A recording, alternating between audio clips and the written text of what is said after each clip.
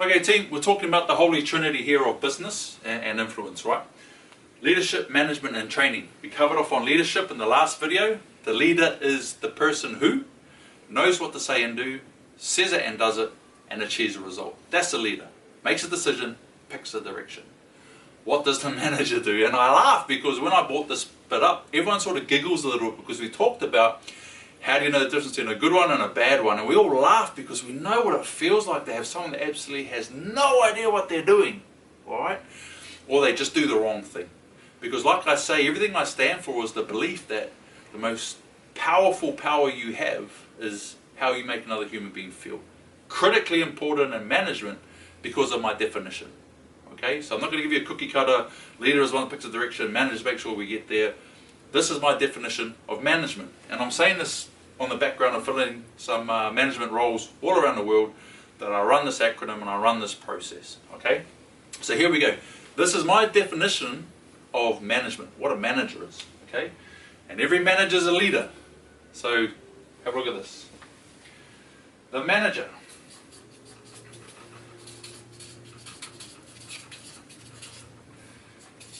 is the leader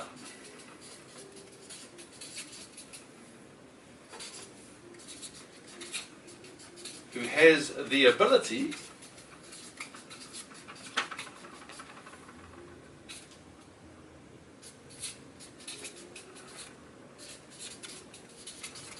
to influence and track an outcome to achieve the result.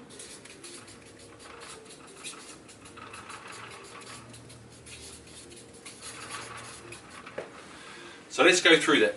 We talked about the leader being the person that knows what to say and do, says it and does it, and achieves a result. Okay, so you've got to be a leader if you're going to manage, because you're going to have to influence people, alright? But it's an ability. You must have the ability to influence and track outcomes to achieve the result. How do you influence? You have to know people. You have to know their personality type. You have to learn their intrinsic drivers, their learning style, what language they speak. And if you know those four things, you need to know something about them, their family, their likes, their dislikes, their needs, their don't wants. Because as soon as you know that, you can positively influence so that we do stay on track while we're managing. And through those twists and turns of influencing and tracking those outcomes, and you have to be able to track it, because at any time the leader's going to turn around and say, where are we? Where are we up to? Are we on track? Alright?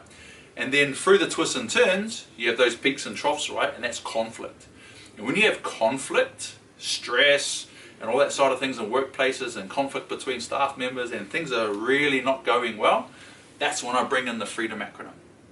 Okay, and we'll cover that afterwards. So just to recap, leadership and management. Leader is a person that knows what to say and do, says it and does it, and achieves a result. If you're in a management position, you have to be a leader as well, and you have to have the ability to influence and track outcomes to achieve the result. Okay? So after this, I'll take you through the conflict side and how we deal with it. Actually, we'll do it now. So the freedom acronym. When things start going to crap at work and there's friction, you feel it. Remember what I said, the greatest power you have is how you influence another person to feel. All right? And you can feel it in the workplace. I've walked out of meetings where bosses have destroyed morale. Absolutely destroyed morale.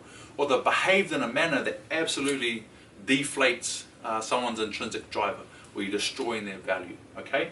So in those situations, and in some of my roles, I've been brought in to fix situations. And this is the acronym that I use, and you would have seen it in one of my keynote speeches on fear. There is always a fear that's going to be involved when there's conflict.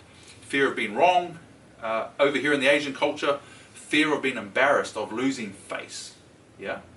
Then there's all other sorts of fear, being found out that you don't know what you're doing, missing deadlines, wasting money, getting sacked, running out of leave. There's always fear involved when there's conflict. Okay, so I find that fear first.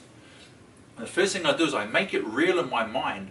If I'm this person feeling this fear, what am I thinking about? How am I feeling and how am I behaving? And if I get that right, how I would behave is matching that behavior that that person's manifesting. So I know that that fear is correct, right? So I find the fear, I make it real, then I empathize. I've got to feel how they feel and make that okay. Not make it wrong, not try and change it yet, but to empathize, saying, look man, if I was a solo mother of 2 kids and this was going on, I'd be scared about losing my job too. So I need to protect from that. Before I can, I must deal with the ego. My ego first. I've got to deal with my ego. I can't walk in and go, right, it's pretty simple. Solution, solution, solution. Totally disregarding someone's feelings. Doesn't work, right? It blows up in your face. So I've got to deal with my ego first. I've got to go in there with a solution focus, all right? Then I have to deal with someone else's ego. Generally, in a management position, if it's someone below you in the organization chart, their ego can't really manifest against you to the degree that there's an equal conflict, all right? Their ego will come from fear and protecting from embarrassment. However, if it's a leader above you that's doing this, you have to deal with their ego, all right? So there's certain ways to do that. That's another lesson. Then I deconstruct all the pieces of the situation and I put them back in order and how I would, as a leader in my mind, all right, I know what to say and do in this situation. I'm going to say it and do it, and I'm going to achieve this result. And then I mentor people through that process. The greatest way to influence someone is to mentor them through that process. That's one of the abilities of being a good manager, the ability to influence. And I do that through mentoring. Then I can track that and get us back on track. I'm now a leader and a manager dealing with conflict because I'm dealing with people and I understand their personality type. I understand their intrinsic drivers, their needs, wants and their don't wants, their learning style, the language they speak and what's important to them. Okay, so we've now covered off on leadership and management as an introduction, and of course during the training you're going to get tasks to complete. You will fill the role of a leader and a manager, and then you'll be given the task and you have to achieve it. If you don't achieve it, it was not effective. Alright, so if I come down to your organization, I will take you through the training side. Alright, that's the next video. Talk to you soon.